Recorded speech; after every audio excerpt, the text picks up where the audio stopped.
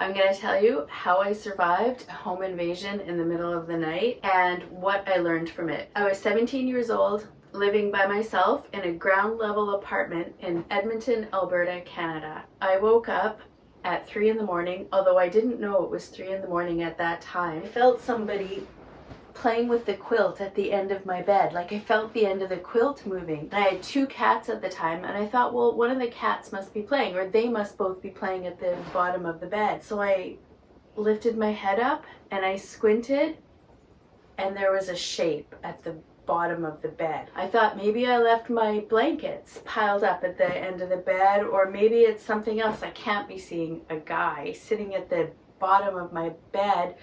But it was true.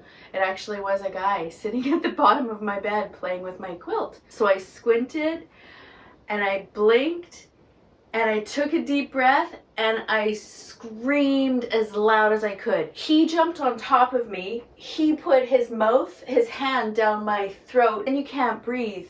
You can't make a sound when you can't breathe. All I could think was, okay, I'll stop screaming, I'll stop screaming. He took his hand out of my mouth. We sort of wrestled around a little bit. It's very fuzzy and it happened very fast. And then I said to him, you can't do this, I'm a virgin, because I was. And he said, yeah, right, you bitch. But I wasn't a bitch. I just didn't want to get raped. So we wrestled around a little bit more. And then for some reason, I don't know how I thought about it, I reached over to the clock radio, which was on this side of the bed, and I turned it on and I blasted it really loud. And then he went for the plug. So he went and grabbed down to unplug it to turn off the radio. He fell off the bed.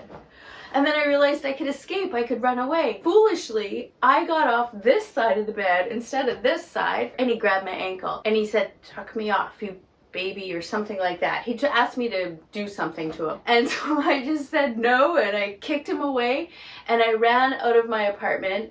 I went upstairs to the landlord's house, and I knocked on the door, and I told him what happened. And he was up. He was watching TV in his big armchair. The reason I know it was 3 a.m. is because when I went over to the clock radio, 3:09 a.m. The cops later were like, how did you know what time it was? They were kind of suspicious, and I was a little offended at why they'd be suspicious. Then my landlord said he heard me screaming, but he thought it was the TV. So he had muted the TV after he heard me screaming, but by then the guy's hand was down my throat and I wasn't making any more noise. He also had my kitchen knife. He had broken into my apartment. He must have come and made sure that I was still asleep in bed, went over to the kitchen, got my kitchen knife, brought it to the bedroom, kneeled down, and he put down the knife, thank God, in order to play with my quilt. He also had an X-Acto knife, which is how he got in. He cut the screen and then just slid it open because I hadn't locked my windows. So of course I called the cops. They came, but nothing happened until 9 months later.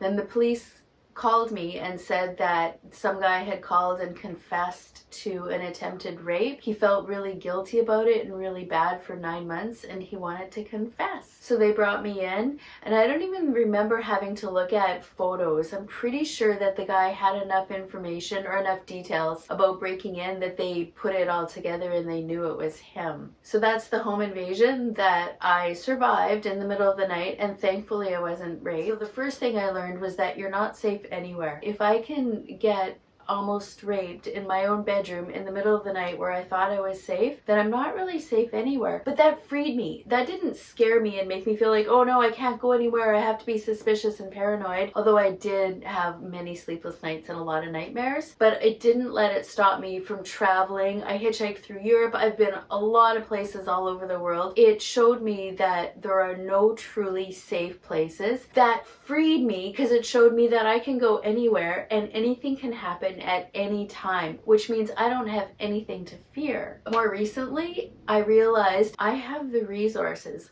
I can trust myself to get through a very bad, scary situation. I'm planning a road trip to Death Valley in California in a camper van by myself. And I'm a little bit worried about crossing from Canada to America. I've never gone on a road trip in America before. Sometimes you hear bad things, and so I'm a little nervous about it. But this morning I realized when that guy broke in and tried to rape me, I had enough wherewithal to get out of it without getting hurt.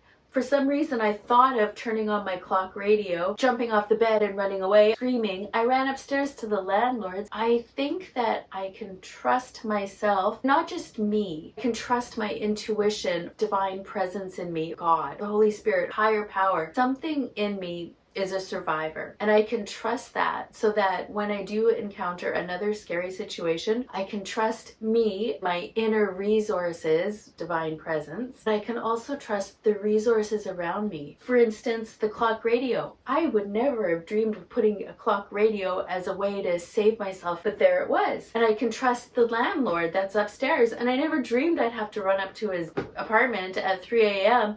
and knock on the door and ask him to call the cops. I can also trust my environment to support me and get me through whatever scary situation is coming my way. The third thing that I realized is something that's not just in me or about me, but it's in you and about you too. And it's our resilience. It's our ability to heal when bad things happen, to be able to grieve and work through the trauma and be able to move on and actually even turn it around and make it into something good and helpful for other people. And it did take a long time to bounce back. Nightmares. I never wanted to sleep on a ground floor again. Got roommates after that, so I always had a roommate. I cut my hair. I went to counseling. So I did things to help myself heal. And if I have that inner resilience, and I know other people do because I hear about it on the news and I read about them in books all the time, then you do too. Take good care of yourself, because you are worth taking good care of.